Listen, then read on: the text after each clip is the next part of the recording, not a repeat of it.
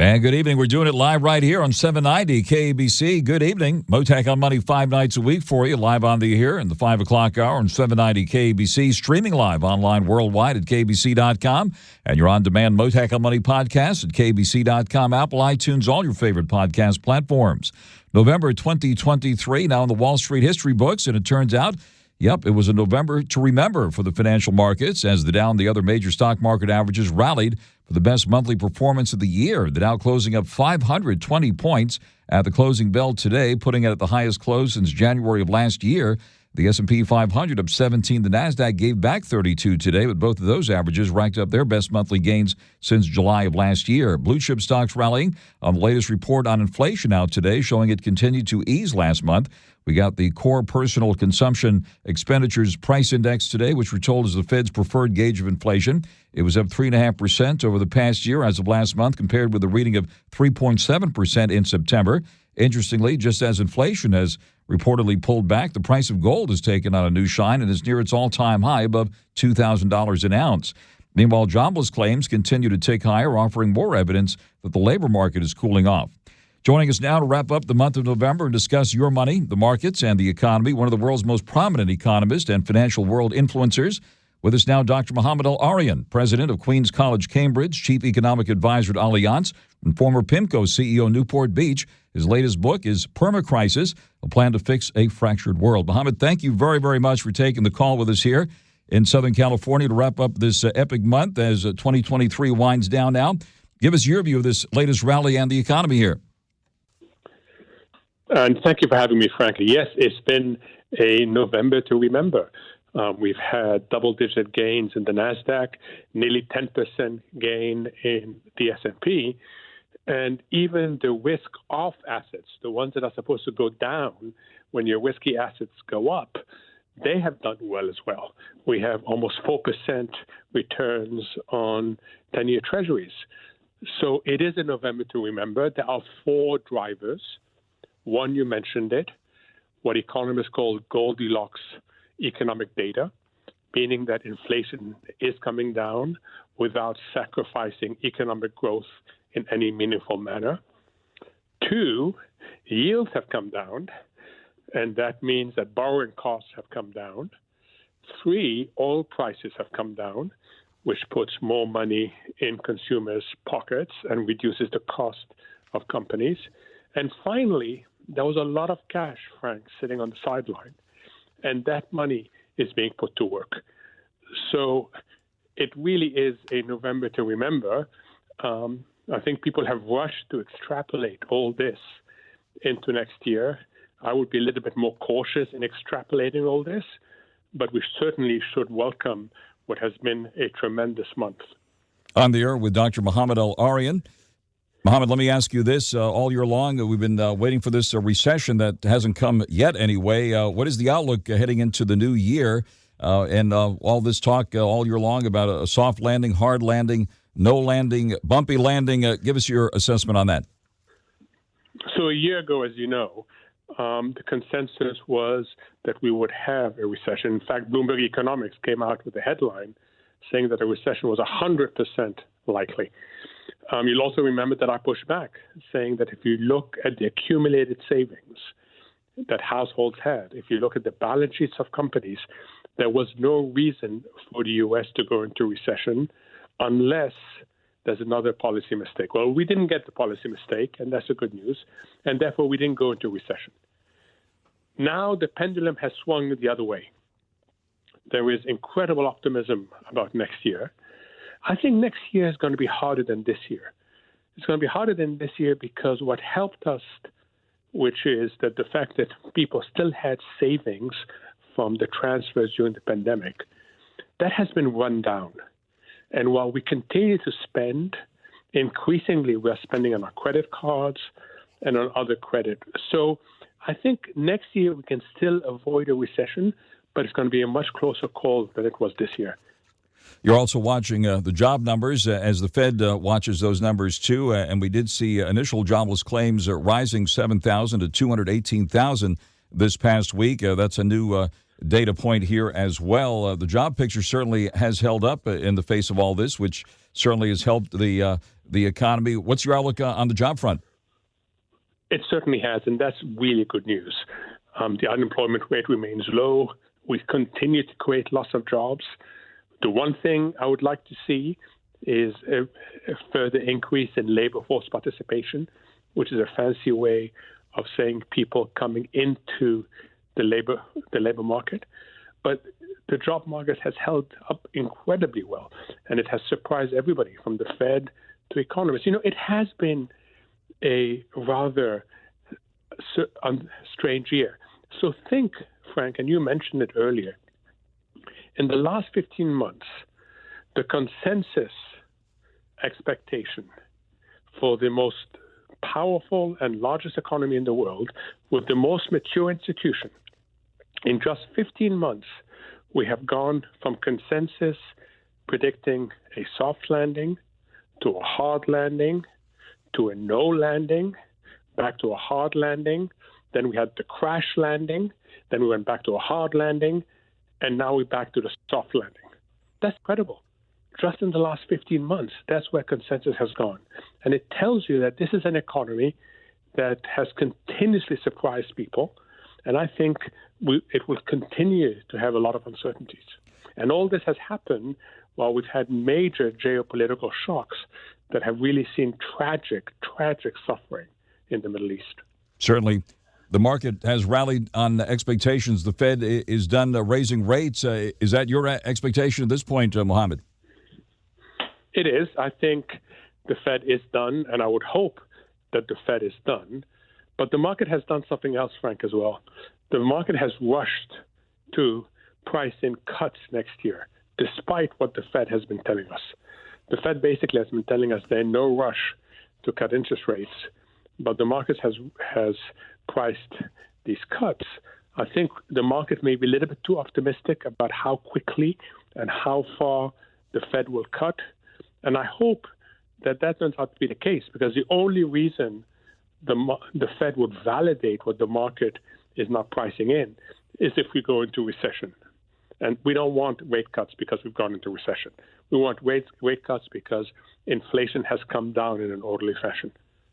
Over the past couple of years, we've seen that jump in inflation largely due to energy prices soaring following Russia's invasion of Ukraine. And then we had that recent spike when Hamas attacked Israel, and that war continues. Remarkably, oil has pulled back into the $75 a barrel range. What's your outlook on what's happening with that? Yeah, and we had measures again today that shows that headline inflation, which includes energy and food, is below core inflation that excludes it. So energy prices and food prices were in negative influence on inflation earlier. They're now a positive influence on inflation. They're very welcome. But we still have to look at that core measure that's running above 3%. We need that to come down, and that's going to be harder. It's called the challenge of the last mile. Ironically, getting from over 9% inflation down to 3% may be easier than getting from 3% to 2%. And that's a challenge the Fed faces. Another remarkable part of this year is what happened in the bond market. 3 down years for bond funds? Mercifully, stocks have rallied. But what's your outlook on bonds here at this point? So the bond market looked horrible as of October, with a third year of negative returns. All that changed in November. And it shows you how volatile these markets are. I think the bond market was adjusting to two things. One is the most aggressive interest rate hiking cycle by the Fed for decades. We've had over 5 percentage points increases in interest rates. And having started late, the Fed had to move really quickly, and that destabilized the bond market. And then the other issue that we're going to be talking about a lot next year is the question of who's going to buy all the debt that the government needs to issue. The government is still running a large deficit. It's having its debt refinanced at much higher interest rates. And the major influence on the bond market going forward is going to be less the Fed and more the question of who's buying all this bond issuance by the government to cover its funding needs and at what yields. On the air with Dr. Mohamed EL-ERIAN, and a couple of other important points, Mohamed, that we want to talk about here. Certainly, it's interesting to see gold rally to near its all-time high this week, just as inflation seems to be easing. Want to get your thoughts on that. And also, we've seen this big rally in cryptos as well, with Bitcoin coming off that terrible year, that crypto winter or ice age even over the past year, and also seeing impressive gains this year. What are your thoughts on those two here? Yeah, and that's the other elements of this November to remember for investors.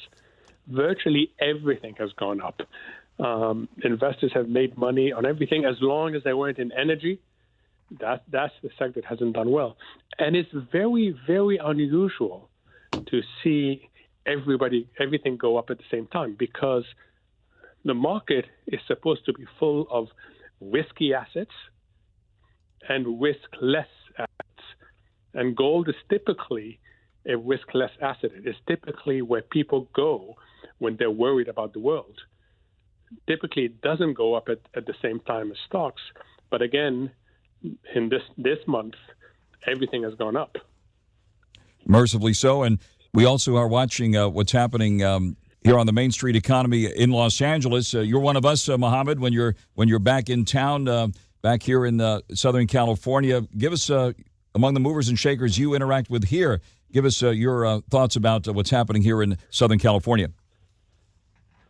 So we're lucky to have the four major industries that are going to do well going forward.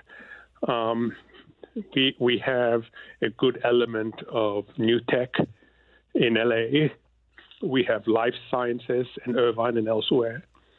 We have, of course, the film industry, the service industry. And also, we are part of the energy transition. In fact, California is well ahead of other parts of the U.S. So the good news is that we are exposed to the drivers of tomorrow's growth. And I think tomorrow's growth is going to be different from what we've seen. It's going to be more inclusive, and it will respect more our planet. So that is the good news. The less good news is that we have to deal with the legacy of too many years of very low interest rates. So commercial real estate is something that's going to continue to struggle. There's a lot of maturing mortgages that need to be refinanced. And then you have a very peculiar development in the housing market that is keeping new entrants out, people who want to buy their new home. And that is because interest rates have gone up so quickly on mortgages. People who manage to lock in very low interest rates don't want to move. So you're not getting the supply you need in the housing market to help accommodate new entrants. So we have a lot of good news, but we also have to manage the legacy of interest rates that remain too low for too long. And it should be noted, earlier this year we had those big bank failures, and certainly commercial real estate was very much a concern then and still is now. Do you think, are there more shoes to drop given what's happening in commercial real estate? So the banking system as a whole is strong. There are a few banks that are exposed to commercial real estate, and they're going to have to navigate the next year or so with a lot of care. But we saw that when push comes to shove, the government will step in and will guarantee all deposits. And that's what calmed the situation down, is when people realize there's no need to move your deposit from small banks to large banks, because the government came in the case of some of the banks you mentioned, and stood behind all deposits. And that's what has calmed the situation. It should also be noted in your latest writings in the Bloomberg Syndicate, and it's posted now, I see you're concerned that domestic political divisions and market volatility could exacerbate financial vulnerabilities. Tell us about your latest column and your thoughts on that. Yeah, I was just thinking, we spoke last year about how consensus was that the U.S. would go into recession. And I don't think people at that point had a feel for how much political polarization will increase. And they certainly did not project a new conflict in the Middle East. Had they projected these two things, they would have been even more negative about the U.S. economy. And yet, the U.S. economy surprised on the upside, despite the context being more negative. So that speaks to the strength of the U.S. economy this year, 2023. Roll it forward, we have one frozen conflict in Russia-Ukraine. We have another conflict in the Middle East that could still escalate. We have an election which is likely to divide the country. And these issues may complicate things. Why? Because there are major common global challenges that require common action. And the U.S., if it's distracted, will not be able to play the role it normally plays, which is the conductor on the global stage. As we speak, the COP conference is going on, and there will be all sorts of proclamations and decisions that require implementation. And we've learned over the years that if the U.S. is not an effective conductor, it's much harder to implement international agreements. On the air with Dr. Mohamed EL-ERIAN, and we just have a few moments left here. Mohamed, let me ask you this. No conversation would be complete without bringing up AI, which, of course, has been a big component in the labor discussions here in Hollywood this year, and, of course, has propelled the market higher with NVIDIA and the Magnificent Seven, obviously focused on AI. Obviously, it's impacted not only business, but the education world. Your thoughts on AI here as we head into the new year? The simplest way I think about it, Frank, is the following. We all look at distributions of potential outcomes. There is the most likely scenario, and then there are what are called tails, the really bad things and the really good things.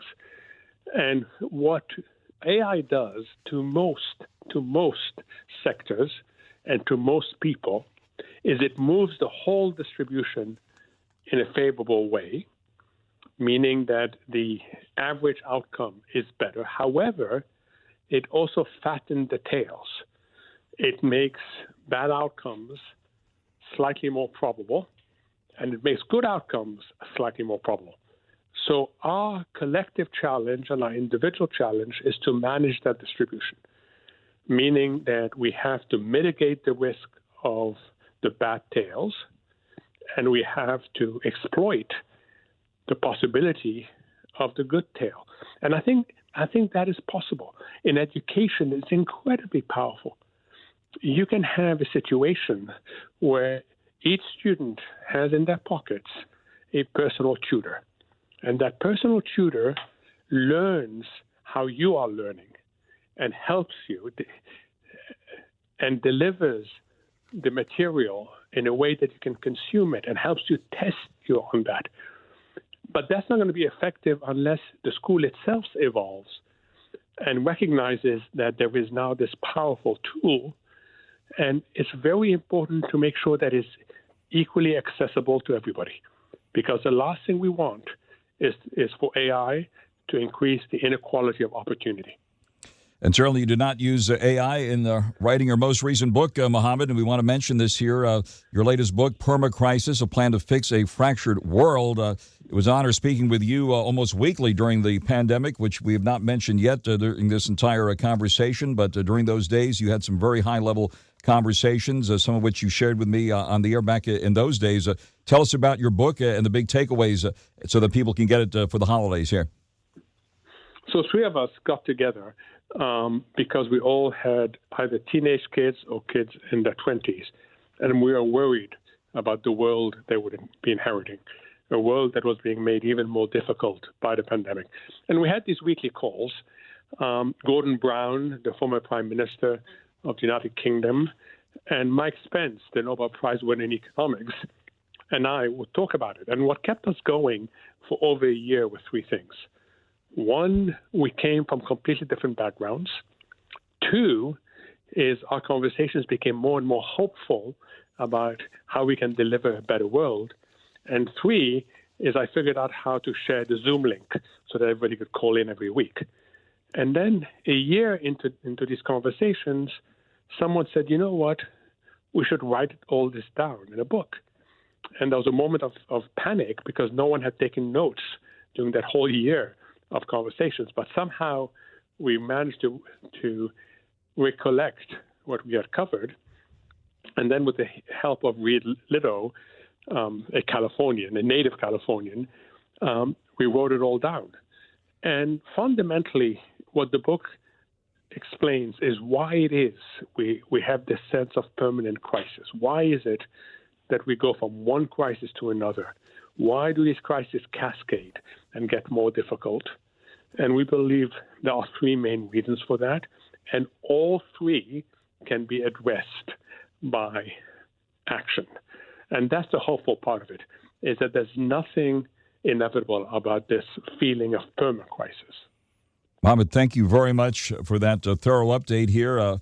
Greatly appreciated. We are eternally grateful for you for all these great conversations over the years and enlightening the Southern California audience on all matters related to the economy and finance. We, on behalf of all of us, thank you very much and wish you a beautiful holiday season. This is Dr. Mohamed EL-ERIAN, President of Queens College, Cambridge, Chief Economic Advisor at Allianz, former PIMCO CEO, Newport Beach. Hope you get a chance to enjoy some of this beautiful Southern California sun as soon as possible. Mohamed, thank you very much for taking the call here today. Thank you, and happy holidays, everybody. Thank you very much again. And right out to the freeways we go here now on 790 KABC. Friends, we have our ear to the ground on all things business here. We like to be informed and well prepared. As important as finance is, I want you to have a plan in case you're hit by someone not paying attention to the road. Thinking ahead serves us well. And even still, we can get caught off guard as people are so focused on their destination that they might not have a plan if they're in an accident that's not their fault. That's why I encourage you to put my friend Attorney Clark Fielding's number in your phone. That number is 833-88-SHARK. So if you're hurt in an accident, you'll be ready with your strategy to make Clark Fielding your first call. Fielding Law aims for the highest possible settlements, considering you might need long-term care, rehab, compensation for lost wages, and any ongoing physical or emotional pain. So if you're hurt in any kind of accident, call for a free consultation with Fielding Law. You can trust them. They're honest, respected, and your strategy in case you get into that unexpected accident. Motorcycle, truck, pedestrian, scooter, hit-and-run, boating, or bike accidents, you name it. The number to call, 833-88-SHARK. That's 833-88-SHARK, or go to clarkthesharklaw.com. 790 KBC welcomes, Brian Adams coming to the Honda Center January 28th. This is big, folks. Tickets on sale now at Ticketmaster.com. And right now, caller 9 wins at 1-888-790-5222. You can get a pair of tickets to the show furnished by Live Nation. Caller 9 wins. Call right now, 1-888-790-5222. Mottek On Money continues here in 790 KBC. We have a winner on Wall Street today with the Dow surging 520 points, selling at 35,951, the highest close in nearly 2 years. The S&P 500 popped 17. The NASDAQ actually gave back 32 points. Today, the markets cheered the latest reading on inflation. The so-called Core Personal Consumption Expenditures Price Index, which we're told is the Fed's favorite gauge of inflation, was up 3.5% over the past year as of October, compared with 3.7% in September. Still a bit higher than what the Fed target is, which is 2% for inflation. Jobless claims continue to tick higher. We did see oil pulling back down to around 75 and change. Gold got a pop today, kissing new record highs, up around $2,062 an ounce. At Southern California gas pumps, you're getting a bit of a break. $4.95 now, the average price for regular. $5.31, the average price for premium. $5.90 now, the average price for diesel. Taking a look at the cryptos now, we see a Bitcoin pulling back from its recent rally. Right now, actually up $111, back to $37,745. And now the latest news here in 790 KBC. Mottek On Money continues here in 790 KBC. Good evening. As we just heard from economist Dr. Mohamed EL-ERIAN, commercial real estate still an area of concern in this economy. Given the three bank failures we had earlier this year, there are possibly more shoes to drop, more defaults also possible. They've been happening lately in the Los Angeles area and elsewhere.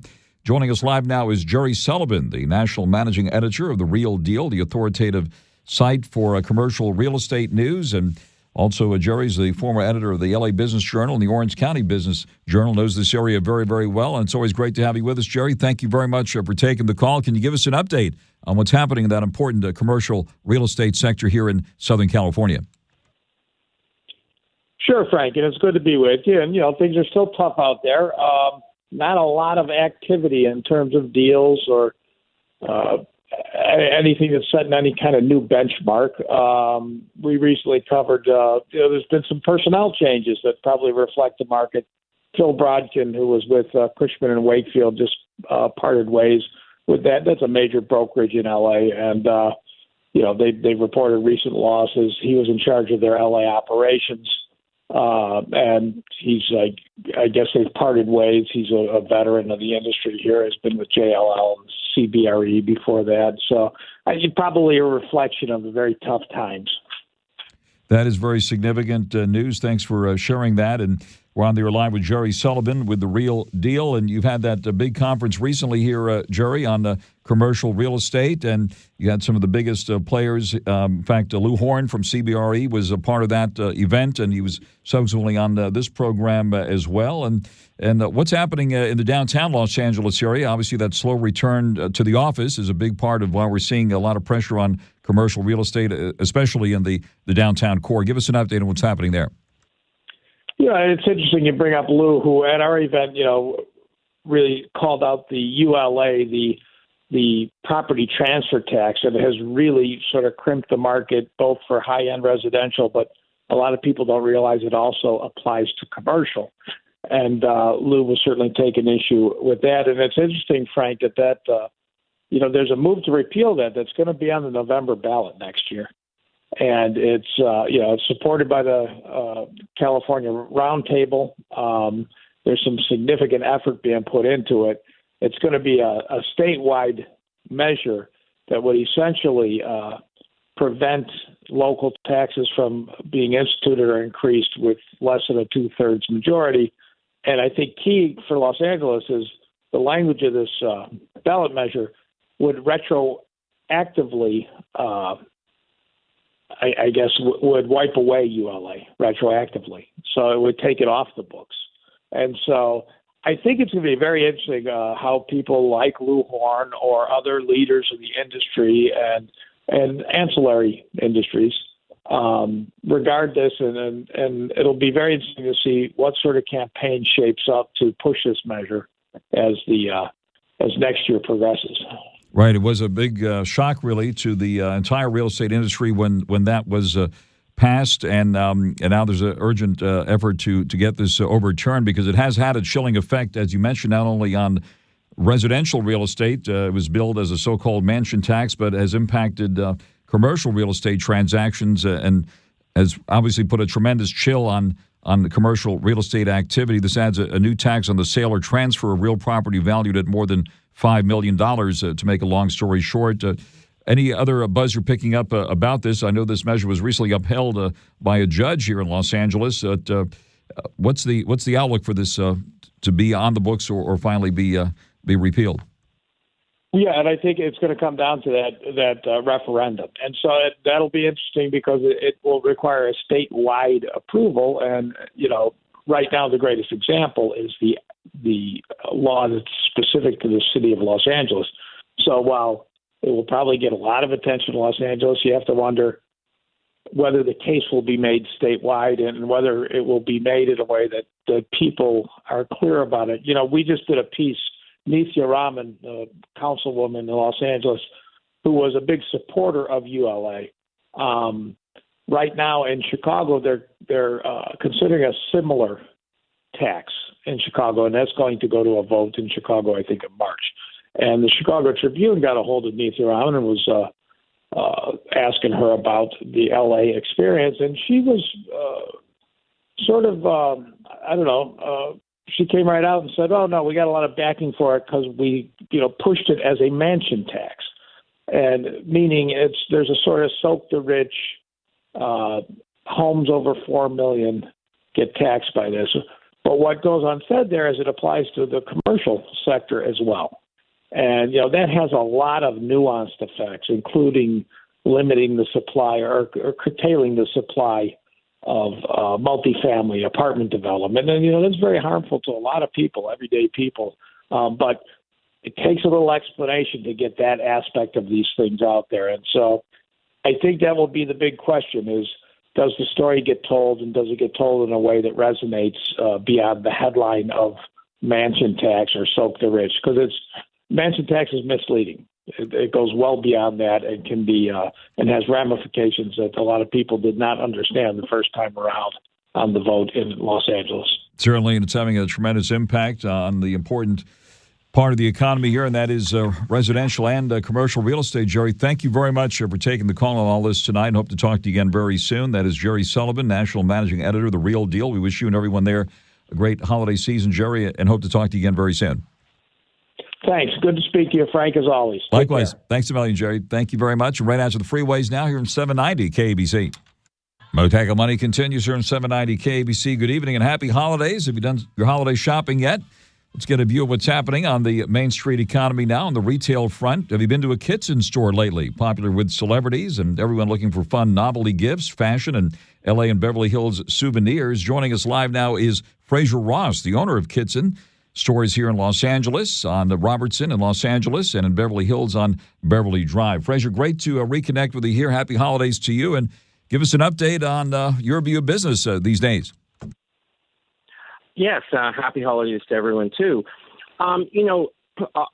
We're in California, so business isn't easy because we're dealing a lot with, the retail crime is escalating, and it's not your usual suspects of the, looting in big mobs. I mean, we have an Instagram account, and we've catch someone shoplifting. It goes right on the account, and then we find out who they are, and it's a large account. So, they DM us, and this lady, we caught a lady in Palisades. We have a small store in Palisades. She's looks like a local wealthy lady, but they like to stuff their bags because, they've been told $9.50 or less, we're not coming after you, fill a form out online.